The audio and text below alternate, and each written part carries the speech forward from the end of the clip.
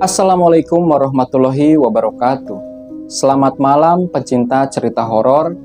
Untuk menemani tidur kalian kali ini, saya akan membawakan sebuah cerita tentang dukun santet yang dikenal kejam. Tapi sebelum masuk ke ceritanya, untuk teman-teman yang belum subscribe, silahkan subscribe terlebih dahulu agar saya semakin semangat dalam membuat konten-konten terbaru di tajuk misteri. Dan untuk kalian yang sudah mendukung kami sejauh ini, kami mengucapkan banyak-banyak terima kasih.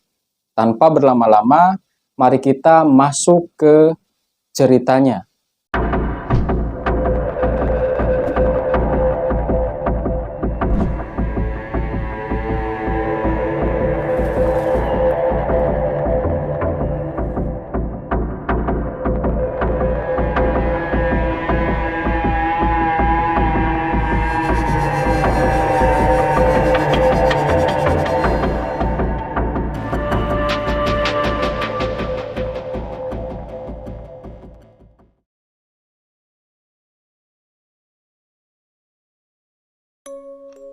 Dikisahkan Lina adalah seorang gadis cantik yang baru saja pindah ke desa sebelah bersama ibunya. Mereka tinggal di rumah warisan kakeknya yang sudah lama kosong. Lina merasa asing di desa itu karena dia tidak kenal dengan siapa-siapa. Dia juga sering mendengar desas-desus tentang dukun santet yang tinggal di hutan belakang desa itu. Suatu hari, Lina bertemu dengan Rudy, seorang pemuda tampan yang tinggal di sebelah rumahnya. Rudy adalah anak dari kepala desa dan dia sangat baik hati. Dia menawarkan untuk menemani Lina berkeliling desa dan mengenalkannya dengan warga lain. Lina merasa senang dan tertarik dengan Rudy. Namun, hubungan mereka tidak disukai oleh Sari, seorang gadis sombong yang juga menyukai Rudy. Sari merasa cemburu dan iri dengan Lina, dan dia berniat untuk mengusir Lina dari desa itu. Dia pun mencari bantuan dari dukun santet yang terkenal kejam dan berbahaya. Dukun santet itu bernama Mbah Turkim. Dia adalah seorang lelaki tua yang tinggal di sebuah gubuk di tengah hutan. Dia memiliki banyak ilmu hitam dan sering menerima permintaan dari orang-orang yang ingin menyakiti atau membunuh musuh-musuh mereka. Dia juga suka mengorbankan binatang dan manusia untuk memperkuat kekuatannya. Sari datang ke gubuk Mbah Turkim dengan membawa seikat uang dan foto Lina.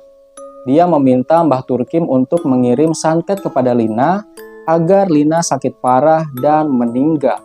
Mbah Turkim menyanggupi permintaan Sari dan dia mulai melakukan ritualnya. Dia mengambil sebatang jarum dan menusuk-nusuk foto Lina sambil mengucapkan mantra. Dia lalu meletakkan foto Lina di atas sebuah mangkuk berisi darah dan jantung ayam. Dia menyalakan lilin hitam di sekeliling mangkuk dan menghembuskan asap rokok ke arah foto Lina. Lina, kau akan merasakan sakit yang tak tertahankan. Kau akan menderita dan mati dalam 7 hari. Tak ada yang bisa menyelamatkanmu. Ini adalah kutukan santetku. Mbah Turkim berteriak dengan suara yang seram. Sementara itu, di rumahnya, Lina merasakan sesuatu yang aneh. Dia merasa badannya panas dan nyeri. Dia juga melihat bintik-bintik merah di kulitnya. Dia berusaha meminum obat tetapi tidak ada gunanya. Dia merintih kesakitan dan tidak sadar bahwa dia sedang disantet oleh Mbah Turkim. Rudy merasa khawatir dengan keadaan Lina. Dia mendengar dari ibu Lina bahwa Lina sakit sejak kemarin dan tidak bisa bangun dari tempat tidurnya. Dia mencoba menghubungi lewat telepon tapi tidak ada jawaban. Dia pun memutuskan untuk mengunjungi Lina di rumahnya. Rudy pun mengetuk pintu rumah Lina dan disambut oleh ibu Lina yang tampak pucat dan lelah. Oh, kamu Rud. Terima kasih ya sudah datang. Lina sedang di kamarnya tuh. Ibu tidak tahu apa yang terjadi kepadanya. Dia terus merintih dan menggigil. Ibu sudah bawa dia ke dokter, tapi dokter bilang dia tidak ada masalah apa-apa. Ibu takut dia kena santet, Rud. Ibu Lina berkata dengan suara bergetar. Rudi merasa ngeri mendengar kata santet. Dia ingat cerita-cerita yang beredar di desa tentang Mbah Turkim dan ilmu hitamnya. Dia berharap itu hanya omong kosong saja dan tidak ada hubungannya dengan penyakit Lina. Dia masuk ke kamar Lina dan melihat Lina terbaring lemah di tempat tidurnya. Wajahnya pucat, matanya sayup, dan bibirnya kering. Rudi merasa sedih melihat Lina seperti itu. Lin, ini aku Rudi. Kamu masih mengenal aku kan? Rudi berbicara dengan lembut sambil menggenggam tangan Lina. Lina menoleh ke arah Rudi dan tersenyum lemah. Rud, kamu datang ternyata. Aku senang kamu kesini. Lina berbisik dengan suara yang serak. Kamu kenapa? Kamu sakit apa? Aku khawatir sama kamu. Rudi bertanya dengan cemas. Lina menggeleng pelan. Aku tidak tahu, Rud. Aku hanya merasa sakit sekali. Seperti ada yang menusuk-nusuk di tubuhku. Aku tidak tahan lagi, Rud. Aku mau mati saja. Lina menjawab dengan nafas terengah-engah. Rudi merasa panik. Dia tidak tahu harus berbuat apa. Dia mencoba menenangkan Lina dan mengusap-ngusap rambutnya. Lin, jangan bilang kayak gitu. Kamu tidak akan mati. Kamu akan sembuh. Aku akan selalu ada di sampingmu. Rudi berujar dengan penuh kesedihan. Lina pun menatap Rudi dengan mata yang berkaca-kaca. Rudi menghela nafas, dia tidak bisa menyangkal kemungkinan itu. Dia tahu bahwa di desa ini ada orang-orang yang iri dan dengki dengan Lina. Dia juga tahu bahwa ada orang-orang yang rela membayar Mbah Turkim untuk mengirim santet kepada Lina. Dan dia berpikir keras, siapa di antara mereka yang paling mungkin melakukannya? Tiba-tiba saja dia teringat dengan Sari. Sari adalah gadis yang paling membenci Lina. Sari juga adalah gadis yang paling ingin merebut Rudi dari Lina. Sari juga adalah gadis yang paling kaya dan sombong di desa itu. Dia pasti punya cukup uang untuk membayar Mbah Turkim. Sari pasti punya cukup alasan untuk menyantet Lina. Pada waktu itu, Rudi merasa marah dan benci dengan Sari. Dia yakin bahwa Sari adalah dalang di balik penderitaan Lina. Dia bersumpah untuk menghukum Sari dan menyelamatkan Lina. Dia berdiri dari tempat tidur dan memeluk Lina erat-erat. Rudi berkata bahwa dia akan mencari tahu siapa yang menyantet Lina dan dia akan menghentikannya. Lina pun mengangguk lemah. Rudi keluar dari kamar Lina, dia berpamitan dengan ibu Lina dan berlari keluar rumah. Dia menaiki sepeda motornya dan melaju ke arah rumah Sari. Dia berniat untuk menghadapi Sari dan menuntut kebenaran darinya. Setelah Rudi sampai di rumah Sari dengan nafas yang terengah-engah, dia memarkirkan sepeda motornya di depan pagar dan berjalan ke pintu rumah. Dia menekan bel dan menunggu seseorang membukakan pintu. Dia berharap Sari ada di rumahnya dan bersedia berbicara dengannya. Tidak lama kemudian, pintu rumah terbuka dan muncul seorang wanita paruh baya yang berpakaian mewah. Ternyata itu adalah ibu dari Sari, yang juga dikenal sebagai orang yang sombong dan angkuh. Dia melihat Rudi dengan tatapan sinis dan berkata dengan nada yang dingin. Kamu siapa? Apa maumu? Ibu Sari bertanya dengan ketus. Rudi menelan ludah, dia tidak suka dengan sikap Ibu Sari.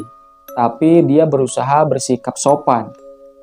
Ibu maaf mengganggu, saya Rudi teman Sari. Saya mau bertemu dengan Sari, apakah dia ada di rumah? Rudi menjawab dengan hormat. Ibu Sari pun mengernyit, dia tahu siapa Rudi, dan dia tidak senang dengan kedekatannya dengan Sari. Dia merasa bahwa Rudi tidak pantas untuk Sari, karena Rudi adalah anak dari keluarga yang biasa saja. Sedangkan Sari adalah anak dari keluarga kaya dan terpandang. Sari tidak ada di rumah, dia pergi ke kota bersama teman-temannya. Kamu tidak usah mencarinya. Dia tidak tertarik dengan kamu. Dia sudah punya pacar yang lebih baik dari kamu. Kamu lebih baik pergi dari sini dan jangan mengganggu Sari lagi." Ibu Sari berbohong dengan lancar. Rudi pun merasa kesal dengan perkataan Ibu Sari. Dia tahu bahwa Ibu Sari sedang berbohong karena dia melihat sepeda motor Sari terparkir di halaman. Dia juga tahu bahwa Sari tidak punya pacar karena Sari selalu menguntitnya dan mencoba mendekatinya. Dia yakin bahwa Ibu Sari sengaja menghalanginya untuk bertemu dengan Sari karena Ibu Sari tidak suka dengan dirinya. "Ibu, tolong jangan bohong. Saya tahu Sari ada di rumah. Saya melihat sepeda motornya di sana. Saya harus berbicara dengan Sari. Ini penting, Bu. Ini menyangkut nyawa seseorang." Ibu Sari terkejut mendengar kata-kata Rudi. Dia merasa ada sesuatu yang aneh dengan Rudi. Dia bertanya-tanya apa yang ingin Rudi bicarakan dengan Sari. Dia juga bertanya-tanya siapa yang nyawanya terancam. Dia merasa penasaran tapi juga khawatir. Nyawa seseorang? Siapa ya? Apa yang terjadi? Ibu Sari bertanya dengan bingung. Rudi menarik nafas dalam-dalam. Dia mengatakan bahwa Lina sedang sakit dan nampaknya ada kaitannya dengan Sari. Rudi bicara seperti itu agar Ibu Sari mau mengizinkannya masuk. Dia berharap Ibu Sari bisa membantunya mempertemukan dengan Sari dan mengungkapkan rahasia di balik santet yang menimpa Lina. "Bu, ini tentang Lina, gadis yang tinggal di sebelah rumah saya. Dia sakit parah dan saya curiga dia kena santet. Saya punya alasan untuk percaya bahwa Sari adalah orang yang menyantet Lina. Saya mau konfirmasi dengan Sari dan meminta dia menghentikan santet itu. Kalau tidak, Lina bisa meninggal." Rudi mengungkapkan dengan tegas. Ibu Sari terkejut dan takut mendengar pengakuan Rudi. Dia tidak menyangka bahwa Sari bisa melakukan hal sekejam itu. Dia juga tidak menyangka bahwa Rudi bisa mengetahui hal itu. Dia merasa bersalah karena dia tahu bahwa dia juga ikut andil dalam rencana Sari. Dia adalah orang yang memberikan uang kepada Sari untuk membayar Mbah Turkim. Dia adalah orang yang mendukung Sari untuk menyantet Lina agar Lina pergi dari desa itu dan Rudi bisa menjadi milik Sari. Tetapi ternyata malah seperti ini. Ibu Sari merasa bimbang. Dia tidak tahu harus berbuat apa. Dia tidak mau Lina mati, tapi juga tidak mau Sari ketahuan. Dia tidak mau Rudi marah, tapi juga tidak mau Sari bersedih. Dia tidak mau rumahnya digerebek oleh warga, tetapi juga tidak mau rumah Mbah Turkim diserbu oleh warga. Dia berpikir keras bagaimana cara keluar dari masalah ini. Dan akhirnya Ibu Sari tidak sengaja berkata jujur sehingga Rudi mengetahui semuanya. Kemudian Rudi mendorong Ibu Sari dan masuk ke dalam rumah. Dia mencari-cari Sari di setiap kamar tetapi tidak menemukannya. Dia bertanya-tanya di mana Sari bersembunyi. Dia merasa kesal karena Sari tidak berani menghadapi konsekuensi dari perbuatannya. Tiba-tiba dia mendengar suara teriakan dari lantai atas. Dia berlari ke atas dan melihat Sari tergeletak di lantai dengan tubuh penuh dengan darah. Di sebelahnya ada sebuah pisau yang berlumuran darah dan di dinding ada tulisan darah yang berbunyi, "Dia meminta maaf dan menyesal atas perbuatannya." Rudi terkejut dan ngeri melihat pemandangan itu. Dia tidak menyangka bahwa Sari akan nekat bunuh diri. Dia merasa kasihan dengan Sari, tapi juga marah dengan Sari. Dia merasa bahwa Sari adalah orang pengecut dan egois. Dia merasa bahwa Sari tidak pantas mendapatkan simpati. Rudi pun mengangkat tubuh Sari ke atas. Dia bersumpah untuk membalaskan dendam kepada Mbah Turkim. Dia telah menyebabkan semua ini terjadi. Dia berencana untuk menghabisi Mbah Turkim dan membebaskan Lina dari santetnya. Setelah itu dia berlari keluar rumah dan meninggalkan Ibu Sari yang menangis di samping jasad Sari.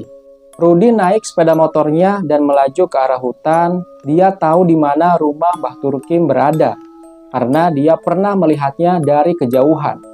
Dia tidak takut dengan Mbah Turkim karena dia hanya punya satu tujuan, yaitu menyelamatkan Lina. Tidak lama setelah itu, Rudi sampai di gubuk Mbah Turkim dan melihat Mbah Turkim sedang duduk di depan pintu rumahnya. Mbah Turkim tampak tenang dan santai, seolah-olah tidak tahu apa yang terjadi. Mbah Turkim melihat Rudi dengan tatapan dingin dan berkata dengan nada yang sinis. Kamu siapa? Apa maumu? Mbah Turkim bertanya dengan ketus. Rudi menatap Mbah Turkim dengan tatapan benci dan berkata dengan nada yang keras. Aku Rudi, sahabatnya Lina. Aku mau kamu menghentikan santet yang kamu kirimkan kepada Lina. Aku mau kamu minta maaf kepada Lina. Dan aku mau kamu menerima hukuman atas perbuatan yang kamu lakukan. Rudi menjawab dengan tegas. Mbah Turkim tertawa terbahak-bahak, bahkan dia tidak takut dengan ancaman Rudi. Karena Mbah Turkim merasa bahwa Rudi adalah orang yang tidak tahu apa-apa dan lemah. Dia merasa bahwa Rudi tidak tahu dengan siapa dia berurusan. Rudi, kau adalah orang yang tidak tahu diri dan sombong. Kau tidak tahu apa-apa tentang ilmu hitam, kau juga tidak tahu apa-apa tentang santet. Kau tidak tahu apa-apa tentang aku. Kau tidak bisa membuatku meminta maaf. Kau tidak bisa memberiku hukuman. Kau hanya bisa mati di tanganku. Mbah Turkim mengambil sebatang jarum dari sakunya dan menusuk-nusuk foto Rudi yang dia sembunyikan di balik bajunya. Dia mengucapkan mantra dan menghembuskan asap rokok ke arah foto Rudi. Kau akan merasakan sakit yang lebih hebat dari Lina. Kau akan menderita dan mati dalam sekejap. Tak ada yang bisa menyelamatkanmu, Rudi. Sementara itu di gubuknya, Rudi merasakan sesuatu yang aneh. Dia merasa badannya dingin dan lemas. Dia juga melihat bintik-bintik hitam di kulitnya. Dia berusaha menyerang Mbah Turkim, tapi tidak ada gunanya. Dia merintih kesakitan dan tidak sadar bahwa dia sedang disantet oleh Mbah Turkim. Rudi pun jatuh terduduk di tanah dan menatap Mbah Turkim dengan mata yang nanar. Dia merasa putus asa karena dia tidak bisa menyelamatkan Lina. Dia merasa sedih karena dia tidak bisa melihat lagi Lina. Dia merasa menyesal karena dia tidak bisa membalas dendam kepada Mbah Turkim. Mbah Turkim tersenyum puas. Dia merasa bangga dengan dirinya sendiri karena dia berhasil menyakiti Rudi. Dia merasa senang dengan dirinya sendiri karena dia berhasil mempertahankan santetnya. Dia merasa puas dengan dirinya sendiri karena dia berhasil mengalahkan musuhnya. Tidak lama setelah itu, tiba-tiba Mbah Turkim mendengar suara ramai dari kejauhan. Dia melihat banyak warga menuju ke rumahnya. Dia merasa kaget dan bingung. Dia merasa takut dan panik karena dia tidak tahu apa yang akan terjadi kepadanya. Mbah Turkim berdiri dari tempatnya dan mencoba melarikan diri. Dia masuk ke dalam gubuknya dan mengambil beberapa barang berharga miliknya. Dia berencana untuk pergi ke tempat yang jauh dan menyembunyikan diri dari kejaran warga. Dia berpikir bahwa dia masih bisa melanjutkan santetnya dan membunuh Lina. Namun sebelum dia bisa keluar dari gubuknya, dia dihadang oleh beberapa warga dan menyuruhnya untuk menyerah. Mbah Turkim terkejut dan marah. Dia tidak menyangka bahwa warga bisa menemukannya, yang akhirnya warga pun menangkap Mbah Turkim dan setelah itu warga beramai-ramai menyelamatkan Rudi yang berangsur-angsur memulih. Beberapa hari setelah kejadian itu, Rudi dan Lina sembuh meskipun ada beberapa bagian tubuh yang masih sakit. Dan dukun itu pun menerima hukuman yang setimpal. Nah, itu dia cerita horor tentang dukun santet yang dikenal kejam dan hampir saja membunuh Lina dan Rudi. Dan jika kalian mempunyai cerita horor, silahkan kirim melalui email yang saya taruh di kolom deskripsi. Nanti akan saya bawakan dengan sebaik mungkin ya. Atau kalau teman-teman mau bercerita langsung, silahkan mampir ke studio Tajuk Misteri di Pamulang. ataupun saya yang menghampiri teman-teman di rumah. Mungkin seperti itu saja cerita kali ini. Untuk teman-teman yang masih menyaksikan tayangan ini dan belum subscribe, silahkan subscribe terlebih dahulu agar saya semakin bersemangat dalam membuat konten-konten terbaru di Tajuk Misteri. Dan untuk kalian yang sudah mendukung saya sejauh ini, saya mengucapkan banyak-banyak terima kasih. Saya pamit undur diri. Assalamualaikum warahmatullahi wabarakatuh.